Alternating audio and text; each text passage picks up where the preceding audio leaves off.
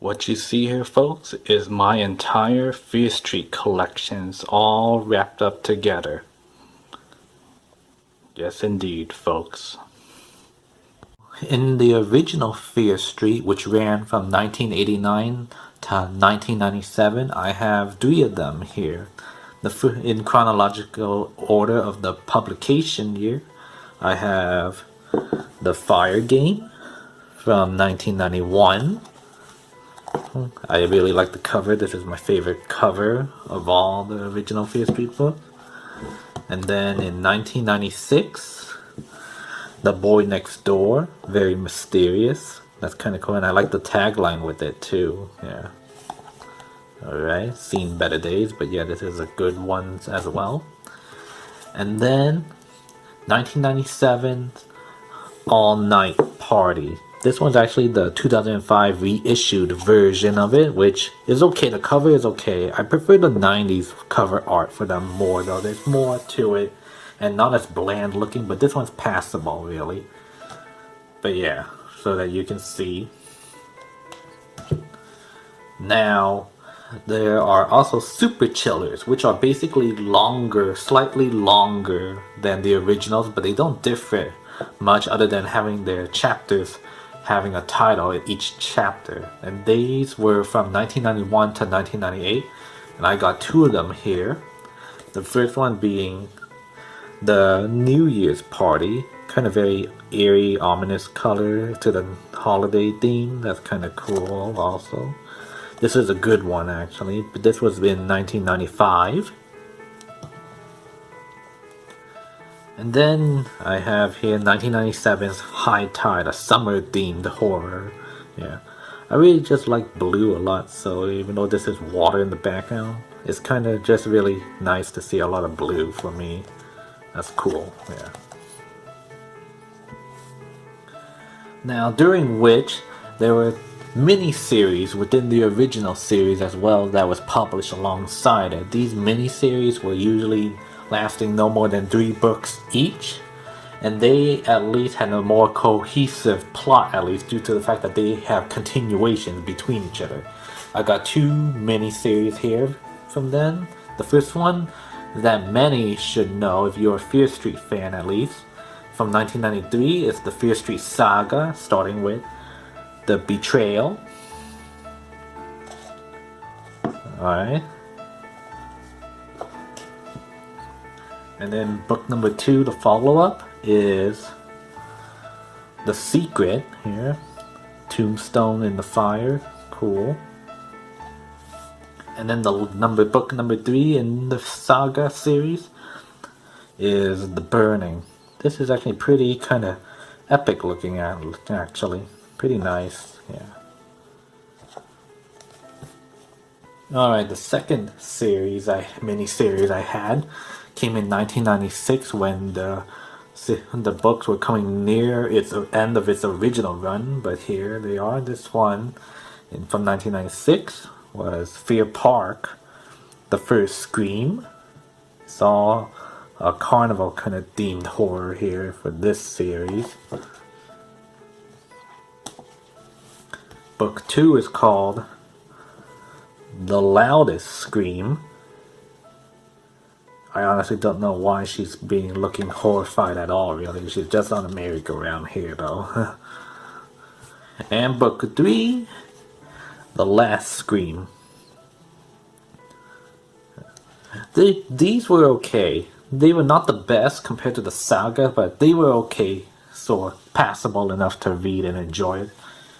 Now, the saga itself had a spin-off also in the mid to late 90s called the Fear Street Sagas. These books lasted 16 books, and they often took place in older times, pre-90s, so like I think 1800s mainly. They stuck around the 1800s, so they're kind of a period piece to them, but they were also very supernatural driven. They ran from 1996 to 1999, and I have 5 of them here. So here with the first one, which is a direct sequel to the Saga trilogy book earlier, A New Fear, as you recognize them sort of from the previous one, The Burning. It's a really good book and to start off with, and I'm glad I found a copy of it in a big long form. Actually, it's much easier to read like that. That's why. Then next, I have book 6, Daughters of Silence, which is a minor continuation to one of the stories in the previous books also here. So it's cool, very spooky looking. That's one thing I do admire about the Saga series, that they seem to have better illustrations in my opinion. Better illustration. Next up, book 7, Children of Fear. Cool, giving a pioneer vibe from that. And then book 10, The Awakening Evil, a prequel to the Cheerleaders miniseries that some of you guys should know about also. You should definitely check that out too. If you like the Cheerleaders saga, you'll want to read this also, as you'll learn how the evil spirit came to be here. This was in 1997. And then the book 16, the last one, when they switch publisher. So this is why the font kind of looks a little different, is when they switch publisher, but it's The Hand of Power. Cool. And it's kind of true also. This one does include the last snippets of the Raven Woman in here, as you can see. The Raven Woman's, the chapter 1, the sneak peek of the unreleased book they had. So that was nice. It's cool. This is good also. It's passable, this story. Alright. Now, during its last initial run in the 90s, Stein created one last mini-series for them called the Fear Street Seniors, which focused on a set of high school senior class from 1998 to 1999, and they were in 12 books, each focusing on individual kids, really. I only have 3 of them, and I don't think I'll be able to be finding the others as easily nowadays, as many of these books have become out of print. But here, book number 3 here, A Super Chiller, The Durst. Here, I'll also flip it open for you guys to see inside that these ones use real models actually in their cover art. And additionally, there's also the yearbook in here where you get to see the cast of characters. You get to see, and they update with each book. In the early books you get these people, but then later books they introduce other kids that would later get their own profiles in here also as well. So that's book number 3. Book number 7 here, Fight Team Fight, very reminiscent of the Cheerleaders story. There you go. And then here, like I said, this one is when they updated it with some of them. As you can see, those with stamps, rest in peace, on are those who have died, so minor spoiler here, I guess. So yeah. And then book 9, Spring Break. So that's very cool. Now, alright, so I have a book here that's not really Fear Street related, but I thought it might be worth just at least giving a little bit of shared time with it. It's Stein's 2011 release, Red Rain, which is an adult horror book that he had written during that time before he made the revival of Fear Street.